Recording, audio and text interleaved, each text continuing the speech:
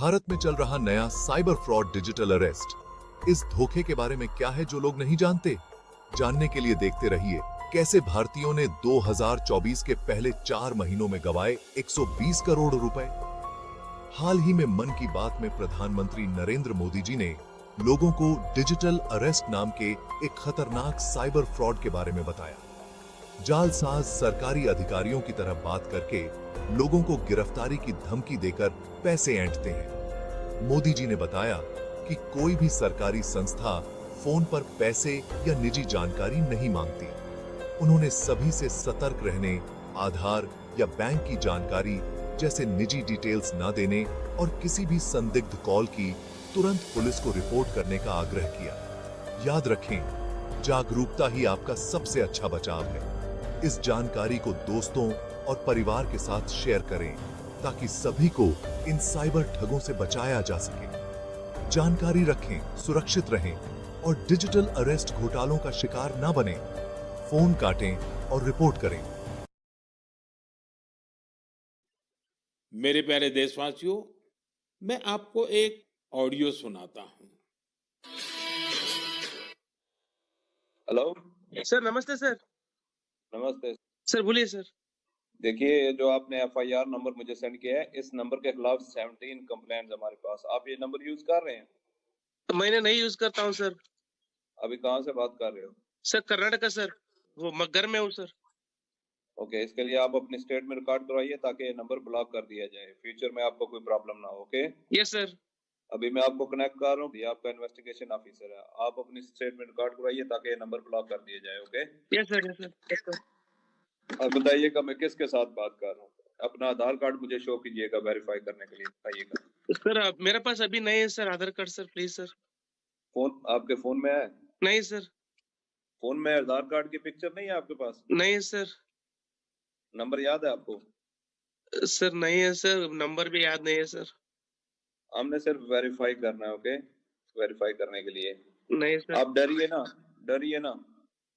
अगर आपने कुछ नहीं किया तो आप डरिए ना। हाँ सर, हाँ सर। अगर आपके पास आधार कार्ड है तो मुझे दिखा दीजिए वेरीफाई करने नहीं के लिए। सर, नहीं सर, मैं गांव को आया था सर, घर में है सर। Okay, coming. जय हिंद। इस व्यक्ति के वन साइड वीडियो का रिकॉर्ड करो as per the protocol. Okay? ये ऑडियो सिर्फ जानकारी के लिए नहीं, ये कोई मनोरंजन वाला ऑडियो नहीं है। एक गहरी चिंता को लेकर के ऑडियो आया है। आपने अभी जो बातचीत सुनी वो डिजिटल अरेस्ट के फरेब की है। ये बातचीत एक पीड़ित और फ्रॉड करने वाले के बीच हुई है। डिजिटल अरेस्ट के फ्रॉड में फोन करने वाले कभी पुलिस, कभी सीबीआई, कभी नारकोटिक्स, कभी आरबीआई, ऐसे भांति भांति के लेबल लगाकर बनावटी अधिकारी बनकर बात करते हैं और बड़े कॉन्फिडेंस के साथ करते हैं। मुझे मन की बात के बहुत से श्रोताओं ने कहा कि इसकी चर्चा जरूर करनी चाहिए। आइए मैं आपको बताता हूं ये फ्रॉड करने वाली गैंग काम कैसे करती है, ये खतरनाक खेल क्या है। आपको भी समझना बहुत जरूरी है, औरों को भी समझाना उतना ही आवश्यक है। पहला दाव आपकी व्यक्तिगत जानकारी, वो सब जुटा करके रखते हैं। आप पिछले महीने गोवा गए थे, है ना? आपकी बेटी दिल्ली में पढ़ती है ना? वे आपके बारे में इतनी जानकारी जुटा कर रखते हैं कि आप दंग रह जाएंगे। दूसरा दाव, वहां का माहौल पैदा करो। वर्दी, सरकारी दफ्तर का सेटअप, कानूनी धाराएं, वो आपको इतना डरा देंगे फोन पर बातों बातों में आप सोच भी नहीं पाएंगे। और फिर उनका तीसरा दाव शुरू होता है। तीसरा दाव, समय का दबाव। अभी फैसला करना होगा वरना आपको गिरफ्तार करना पड़ेगा। ये लोग पीड़ित पर इतना मनोवैज्ञानिक दबाव बना देते हैं कि वो सहम जाता है। डिजिटल अरेस्ट के शिकार होने वालों में हर वर्ग, हर उम्र के लोग हैं। लोगों ने डर की वजह से अपनी मेहनत से कमाए हुए लाखों रुपए गंवा दिए हैं। कभी भी आपको इस तरह का कोई कॉल आए तो आपको डरना नहीं है। आपको पता होना चाहिए, कोई भी जांच एजेंसी फोन कॉल या वीडियो कॉल पर इस तरह पूछताछ कभी भी नहीं करती। मैं आपको डिजिटल सुरक्षा के 3 चरण बताता हूं। ये 3 चरण है: रुको, सोचो, एक्शन लो। कॉल आते ही रुको, घबराए नहीं, शांत रहे, जल्दबाजी में कोई कदम न उठाएं, किसी को अपनी व्यक्तिगत जानकारी न दें। संभव हो तो स्क्रीनशॉट लें और रिकॉर्डिंग जरूर करें। इसके बाद आता है दूसरा चरण। पहला चरण था रुको, दूसरा चरण है सोचो।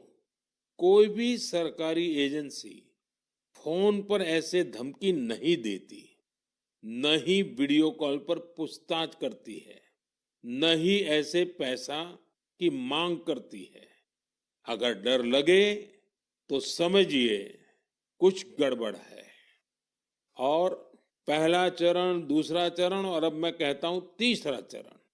पहले चरण में मैंने कहा रुको, दूसरे चरण में मैंने कहा सोचो, और तीसरा चरण कहता हूं एक्शन लो। राष्ट्रीय साइबर हेल्पलाइन 1930 डायल करें, cybercrime.gov.in पर रिपोर्ट करें, परिवार और पुलिस को सूचित करें, सबूत सुरक्षित रखें। रुको, बाद में सोचो और फिर एक्शन लो। ये 3 चरण आपकी डिजिटल सुरक्षा का रक्षक बनेंगे। साथियों, मैं फिर कहूंगा, डिजिटल अरेस्ट जैसी कोई व्यवस्था कानून में नहीं है।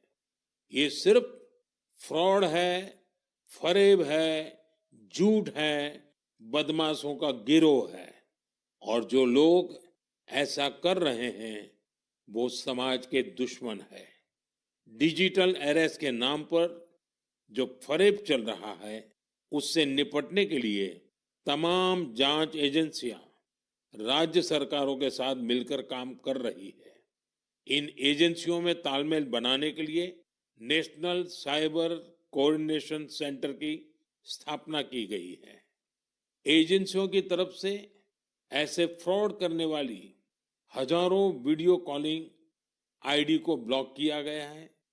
लाखों सिम कार्ड, मोबाइल फोन और बैंक अकाउंट्स को भी ब्लॉक किया गया है।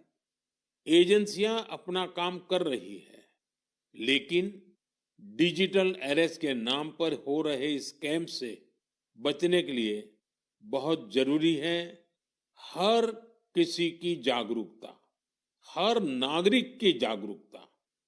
जो लोग भी इस तरह के साइबर फ्रॉड का शिकार होते हैं, उन्हें ज्यादा से ज्यादा लोगों को इसके बारे में बताना चाहिए। आप जागरूकता के लिए #सेफ डिजिटल इंडिया का प्रयोग कर सकते हैं। मैं स्कूलों और कॉलेजों को भी कहूंगा कि साइबर स्कैम के खिलाफ मुहिम में छात्रों को भी जोड़े। समाज में सबके प्रयासों से ही हम इस चुनौती का मुकाबला कर सकते हैं। धन्यवाद।